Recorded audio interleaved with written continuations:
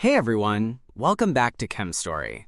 Today, we're diving into an important concept in organic chemistry, Newman projections. If you've ever had trouble visualizing how molecules twist and turn, especially in alkanes, Newman projections can make it all so much clearer. We'll walk through it step by step, why we use them, how to draw them, and how they help us figure out molecular stability. Let's get started. When we study alkane structures, especially straight-chain alkanes, it's really important to understand how the atoms are arranged in 3 dimensions. But if we're just looking at line-angle structures or even ball-and-stick models, it can be tough to see how groups on neighboring carbon atoms interact with each other. That's exactly where Newman projections come in. They give us a much clearer, more systematic way to compare different conformations, like staggered and eclipsed. They also help us spot strain within a molecule. For example, torsional strain happens when electrons and bonds repel each other because they're too close, while steric strain comes from bulky atoms being physically crowded together. By analyzing things like that, we can figure out which conformation is the most stable and why. Now let's go step by step through how to draw a Newman projection. We'll start with a simple example, acane C2H6, and then use the same approach for bigger alkanes later on. First, we need to pick a bond to look along. Focus on a single bond between 2 neighboring carbon atoms. Now imagine you're looking straight down that bond, like you're lining up your eyes right along it. From that angle, you can only see the front carbon. The rear carbon is hidden directly behind it. That perspective is the key to drawing a proper Newman projection. Next, let's represent the front carbon. We don't actually draw the carbon atom itself. Instead, we just use a dot to stand in for it. From that dot, draw 3 lines spreading out at roughly 120 degrees. These lines show the 3 bonds coming off the front carbon, and they'll point to whatever atoms or groups are directly attached to it. Now, let's add the rear carbon.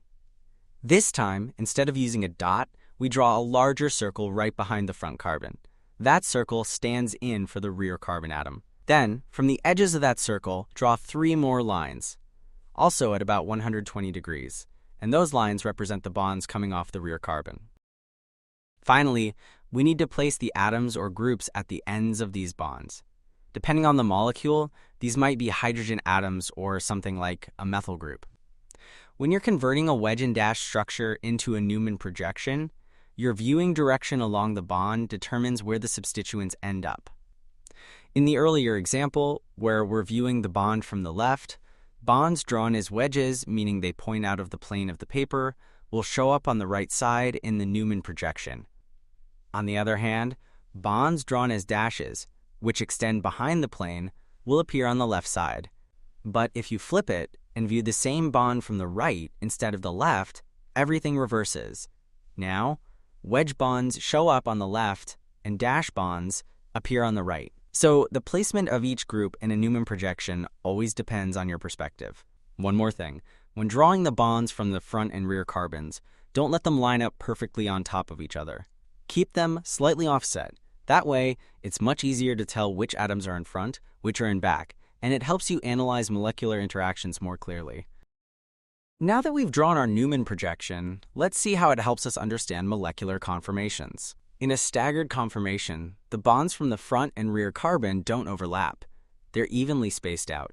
This arrangement reduces electron repulsion, which makes the molecule more stable.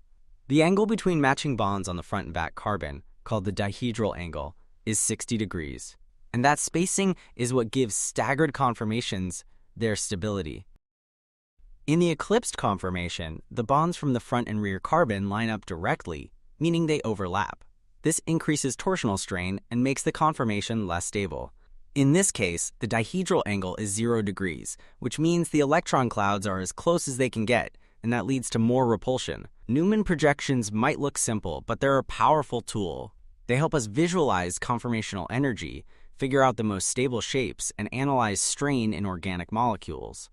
Compared to traditional structural formulas, they give us a much clearer picture of how atoms are arranged in 3-dimensional space.